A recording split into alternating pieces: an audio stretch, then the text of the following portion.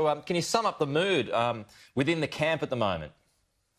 Well, the anticipation's over. Good morning, Pete. It's been a long wait for all football goers, and tonight it kicks back off the revamped 2020 season. The Brisbane Broncos up against Parramatta Eels. I think if you just take the coach's hat off or your Fox League hat off, we're all just happy that rugby league and live sport's back on our TV. So tune in tonight.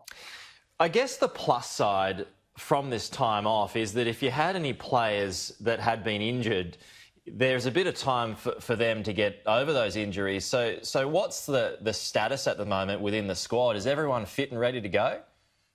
Yeah, you're spot on. I mean, we were one of those in that boat. We had Matt Lodge, who a week and a half out from the start of the 2020 season had a partial rupture to his ACL. Now, during that time, he's been able to rehab it quite extensively.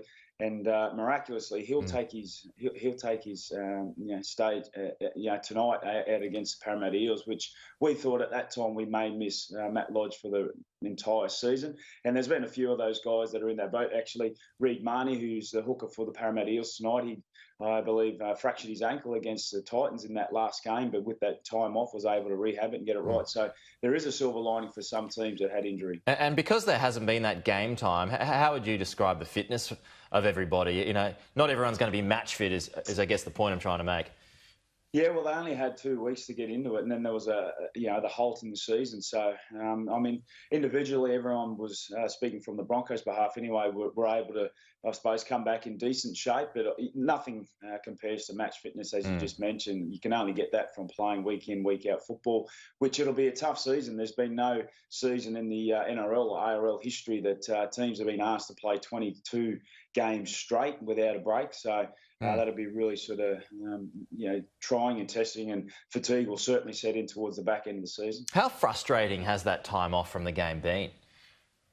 Yeah, well, it has. It's been frustrating for everyone. Now, look, let's not, step aside. There was a pandemic in place and measures needed to be taken. However, I mean, when you just rely on live sports so much as we do as Queenslanders and obviously Australians, and then that's taken away from you, it is quite frustrating. So it's a great thing that rugby league's back on, but live sport is following in all different codes in the near future. So I think things are starting to get back on track. What sort of a difference do you expect no crowds to make?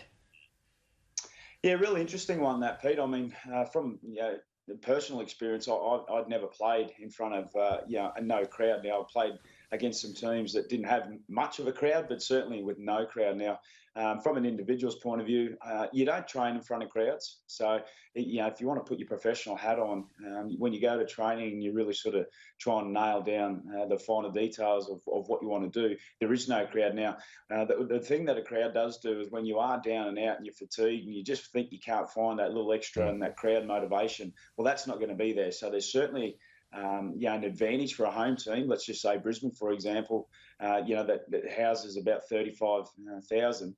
Most games, that's not going to be there. So you got to really draw from within and from the guys around you. But no crowd's certainly going to make a difference. Is another downside the fact that the referee will probably be able to hear the players give them lip?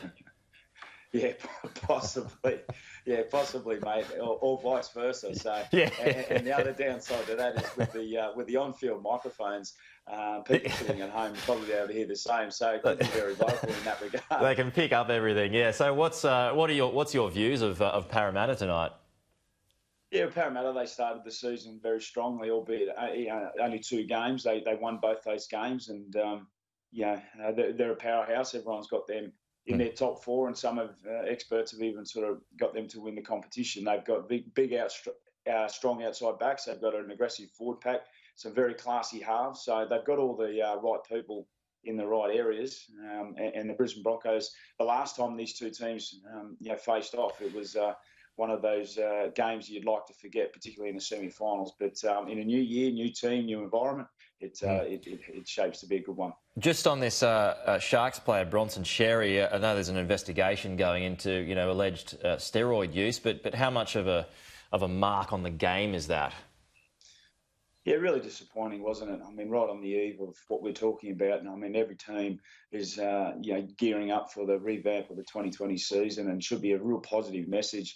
However, it's been dampened by the news of Bronson Sherry in regards to what's going on there. Now, I'm not privy to exactly what, and in due process, we'll get the, I guess, the finer details of that, but it doesn't look great at all for him. And from a professional sports person's point of view, you don't want to see that in any code, let alone our code, and it just gives the game a real bad taste. No, even Sharks fan, the Prime Minister Scott Morrison said on this show yesterday that he was very disappointed by that news. But just finally, Corey, your tip tonight?